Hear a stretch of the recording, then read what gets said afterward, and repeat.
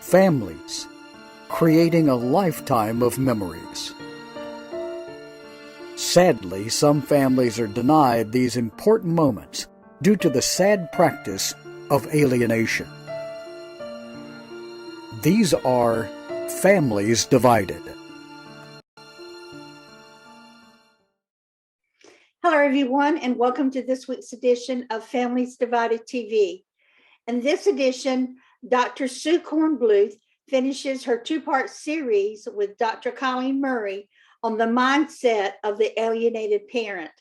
We're also going to be hearing a little bit of a webinar we had with the Reverend Dr. John Killinger, and he's going to be speaking to you about his story.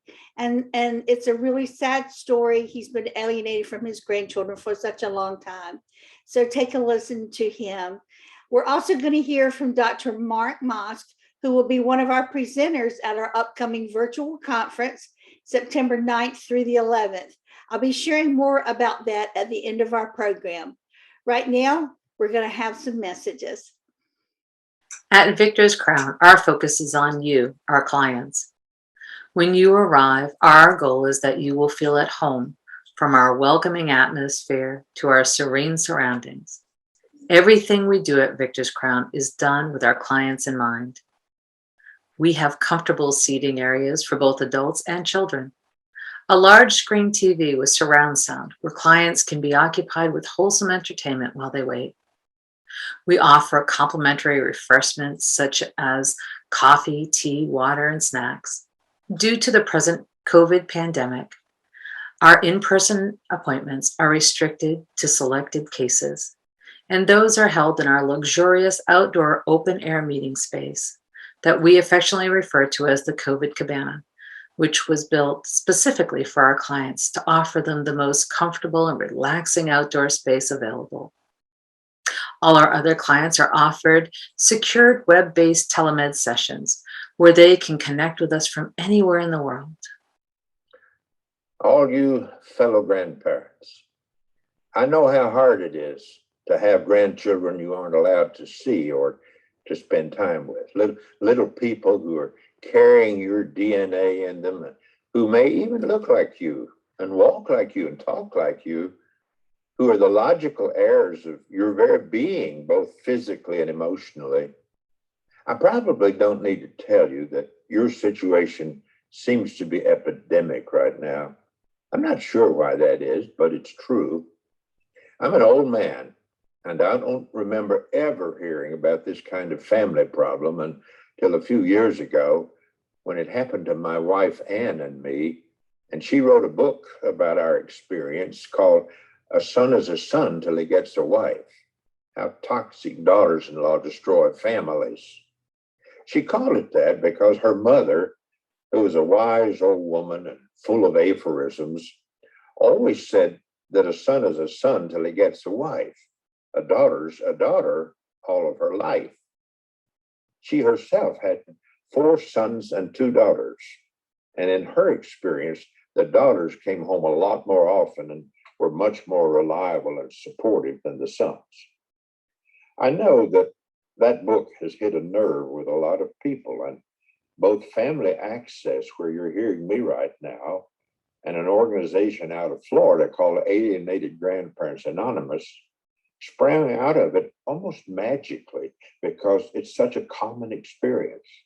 We didn't know that until it happened. But now we know that there are thousands upon thousands of unhappy grandparents like ourselves who long to be with the offspring of their offspring, but can't. Usually because our own children's mates don't want us to be and have somehow poisoned the air between us. I'm on the board of AGA, Alienated Grandparents Anonymous, and I read all the emails Elaine Cobb sends out so faithfully. And I've spoken on this forum before, and I've had letters and phone calls and emails from many of you, and I know your heartbreaking stories. It's a terrible phenomenon of our time, and I wish we could say a magic word and make it all disappear, but it's obviously here to stay, and it has to be contended with case by case, situation by situation, often without a lot of success. If I myself want to cry or bellyache about not seeing my own grandchildren, 3 girls and a boy, for the past 15 years, two of whom I've never once seen, I think I can make a pretty good case for doing so. Here are some reasons.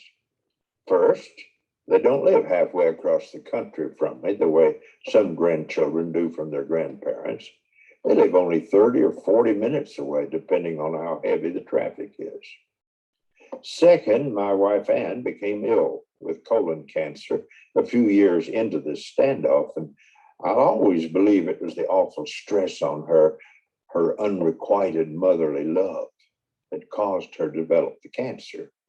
She was usually extremely healthy, had no unhealthy habits, and there was never any sign of this terrible affliction until she had to deal with the incredible frustration of not being able to see her own grandchildren. Third, my son and his wife refused all my pleas to them for a visit to his mother, and I asked them to bring the children with them. I believe with all my heart this would have turned her health situation entirely around. When our son did finally phone his mother as she was dying, he only talked to her for 5 minutes. And Ann said she could hear our son's wife in the background telling him what to say or not to say. When his mother died, and I invited him to join his brother and me in a trip to her hometown in Kentucky, where we'd planned a life celebration at the community center for her family and old friends. His response was, I must decline, the kind of language he would never have used on his own without prompting from his wife. Our daughter-in-law's family was in a shambles. Her father and mother divorced, and he was living in Florida, where he seemed to have a different girlfriend every few weeks, what my wife and I privately referred to as the bimbo of the month. A couple of years ago, out of the blue, I had a phone call from one of these women who said she used to babysit for my grandchildren when they came to Florida to visit that grandfather. And she knew about my situation from that. On her second or third call, I asked her what my grandchildren were told as the reason that they could travel all the way to a distant state to visit that grandfather, but never saw my wife and me, who lived only a few miles from them. Oh, that's easy, the woman said. They just tell them, you're evil. Now, I know that's awful, but I had to admire it for the clever response it was. Children have a certain respect for anything that is evil, and they probably wouldn't ask any more questions about it. Now, I've told you all of this to give you an idea of what my situation has been like, and then to go on to say, having my grandkids kept away as they have been has not been easy for me, but neither has it been the end of my world.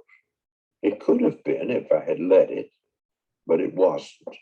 In those 15 years of privation, since I last saw the first 2 children, I continued to travel and speak to various audiences, usually to other ministers.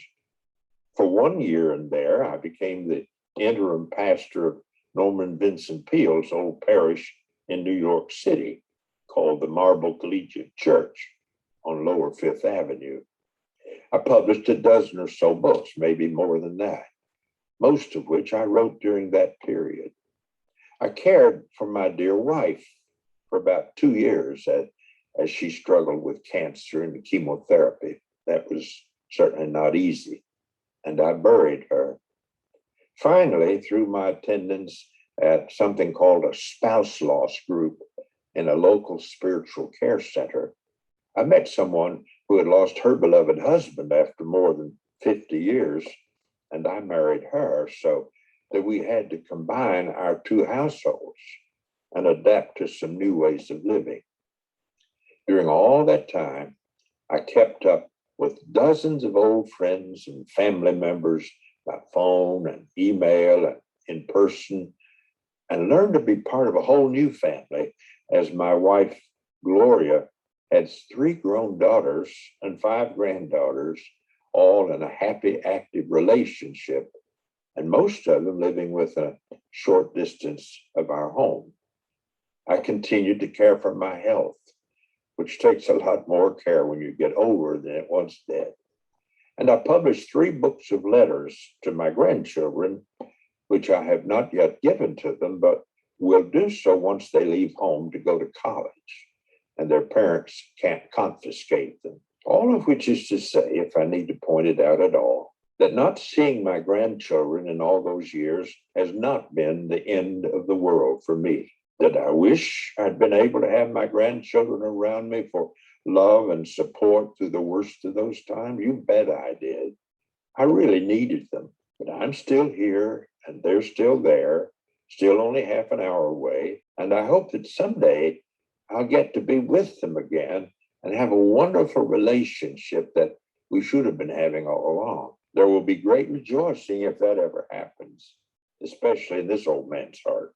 But meanwhile, there are many other things to consider for you as well as for me. Hello, my name is Dr. Mark Mosk. The title of my upcoming talk is Talking Heads, From Chatter to Connections. Over my career of nearly 40 years as a practicing clinical and forensic psychologist, I would estimate that about 4 out of 5, a full 80% of my clinical and coaching clients have needed to address and improve some aspect of their interpersonal communications, to develop, receive training in, and or to refine their ability to communicate more effectively with others, to emotionally and intellectually better connect and convey feelings, emotions, and substance. Effective interpersonal communications is indeed a very complex demand, encompassing cognitive and emotional and many behavioral elements. We communicate verbally and non-verbally with others. When we speak, we intend and we expect that the message leaving our mouths is perceived and understood precisely and accurately by the listener, by the target of our information with whom we are sharing. Yet, unfortunately, it often does not. We sometimes struggle to find words, phrases, and other ways to connect and share with others. Sometimes this is a matter of expressing ourselves through sentences, words, and feelings. And we often desire to connect, but we don't even know if we are successful when we are speaking and communicating with others. In my upcoming address, I'll be presenting a model consisting of cultural, social, and psychological aspects of effective communication.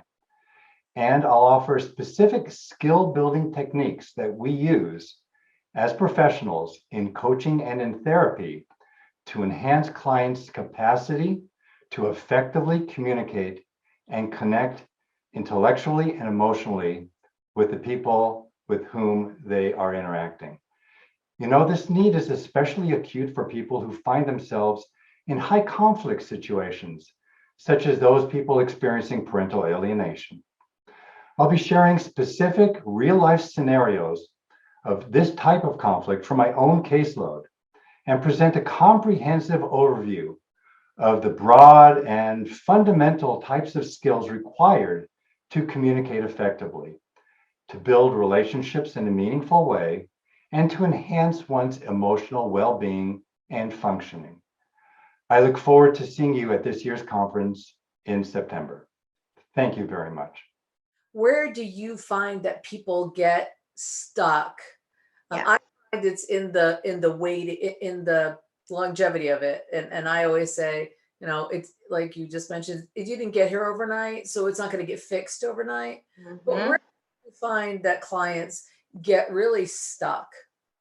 Yes, and they do get stuck. And you know what? That's part of going through this process because it's grueling to do this work, Colleen. Okay, this is not easy work.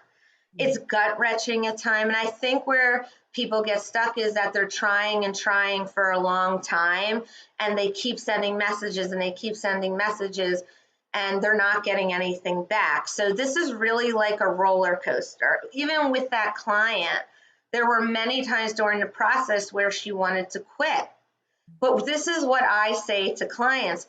Well, what if you quit today and the next week a miracle comes and you stopped, and this is the week that your child is really thinking about this. See, you don't know what's going to happen.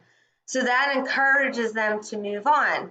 The other thing is that this is emotionally draining. And so sometimes people get stuck when they're feeling really depleted, or they're feeling depressed, or there's other things going on in their life.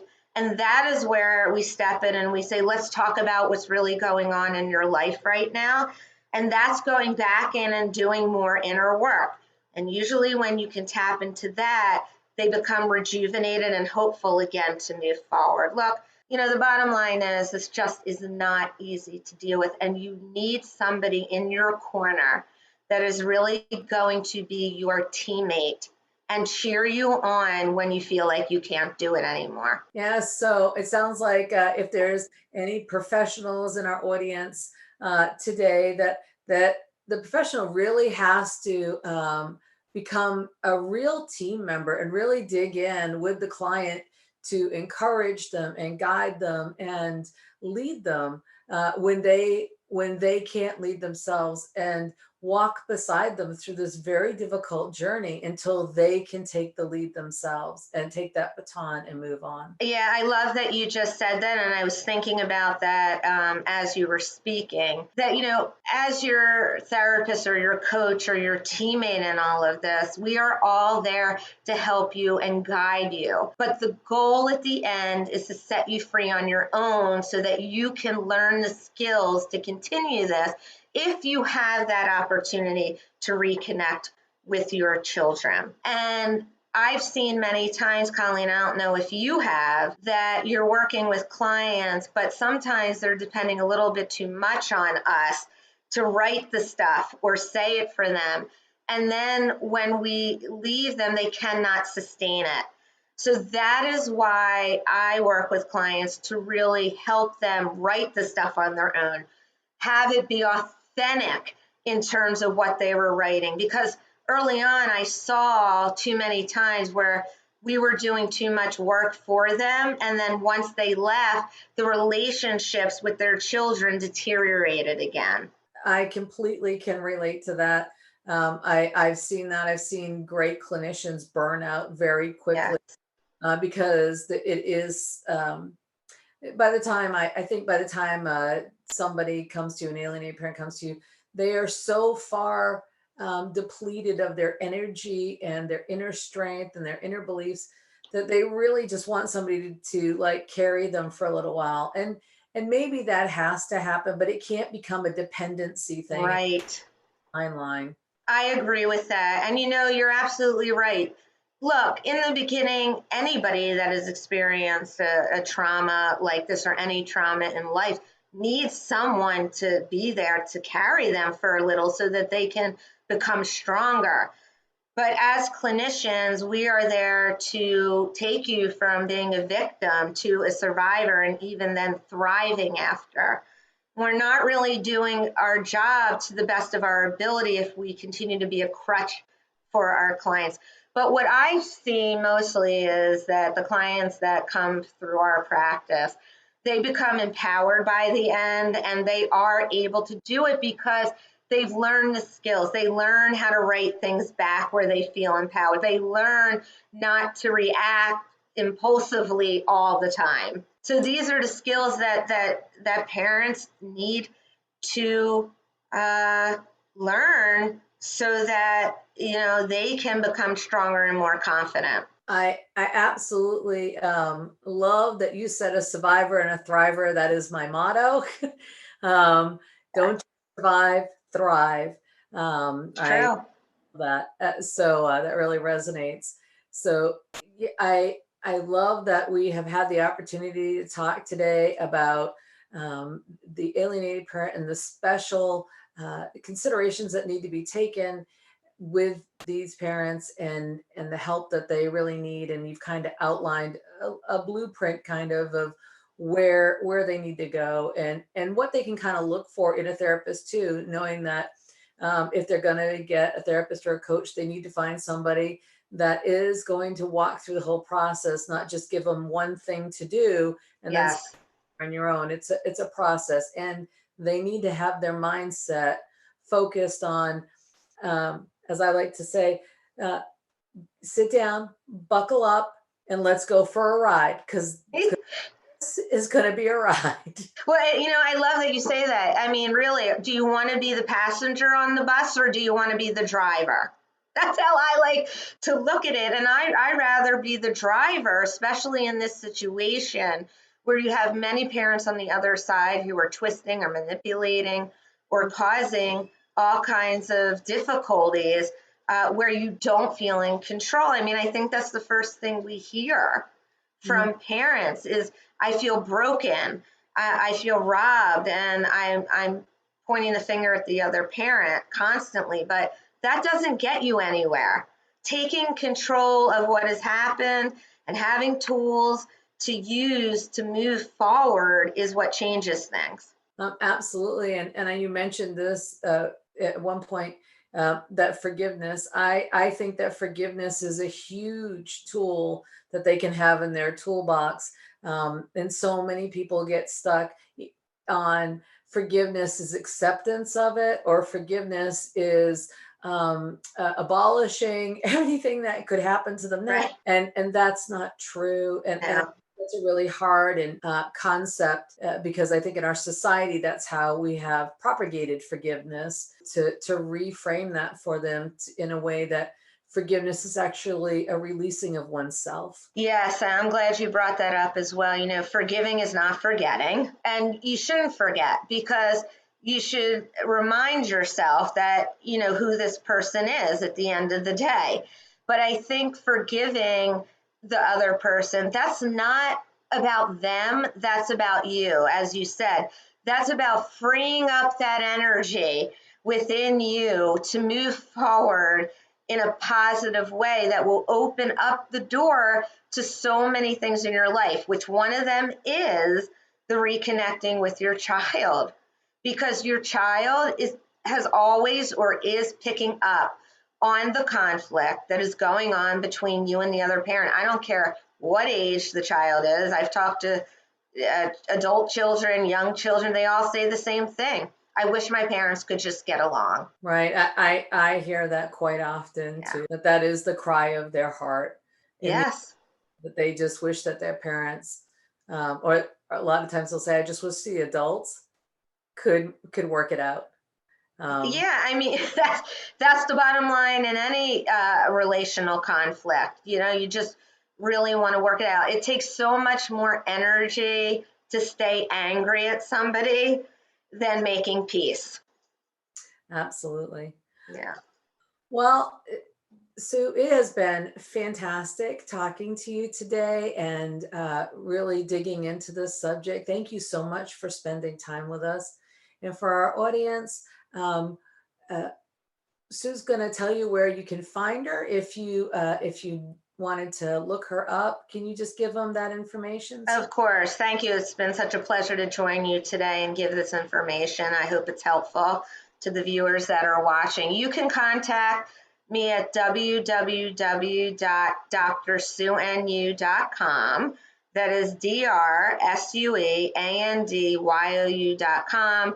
I'm also on Facebook, Instagram, LinkedIn, all the social media outlets that you can imagine. And I just want to remind parents that you can become the solution to any problem or conflict in your life, but it begins with going within yourself. Again, thank you, Dr. Sue, and we will see you again soon, I hope. And for our audience, thank you for joining us, and we'll see you next time. Hello again. I just wanted to come back and share a few things really quickly with you regarding our upcoming virtual conference, September 9th through the 11th. We've got some really special things lined up for you. We want to make it as personal as we can. I know we wanted to be together in person. I wanted that probably more than most of you, but it's not going to happen. There's too much going on with the gas prices, with the flights, and many emails I've gotten with people saying, Elaine, I really want to be there, but I can't do it with all this stuff like this. So we've heard you, and we're trying to make it easier for you to come, and even fun. Even though we're not together in person, we're still going to be having a lot of fun. First off, we've got a great lineup of presenters. We've got some great topics. You're really going to want these. Second, we're going to have live music with Lisa Baker on both Saturday night and Friday night. We're going to also have on Friday night, we're going to have breakout rooms with our presenters, each one having their own room, and they're each one going to be doing it their own way. So that will be fun. And then we're going to open up a breakout room, a meeting room just for those that are attending the conference only. It begins at 9 p.m. right after the breakout rooms end, and it runs through 7 o'clock the next morning. For those of you in other countries, if you're registered, you'll have the passcode to get in, and you'll be able to talk one-on-one like many of you wanted to do in being in person. Also on Saturday night, those of you that want to give your testimony, you'll be able to do so. I'm going to record them early, and you can contact me via email on that. You have until the end of August to get those in. We're going to also have a really fun night of games, and it's going to be loads of fun, lots of laughter, and just great stuff. And also prizes. We're going to have prizes for the winners, so that will be fun as well. And then we'll again open that conference line where we'll have the open break room, where from 9 p.m. till 7 a.m. Eastern Daylight Time, it will be open during those hours for those of you that want to chat together. You'll be able to do that. And of course, again, Sunday we'll have our speakers presenting as well. We will have loads of fun. And also, if you want to register for next year's virtual conference, which is called Alienation, the Truth Regarding the Trauma and Abuse, that will be from October 13th through 15th. If you register anytime now, between now and September 11th, and you have registered for this year's conference, you're going to get that conference at half price.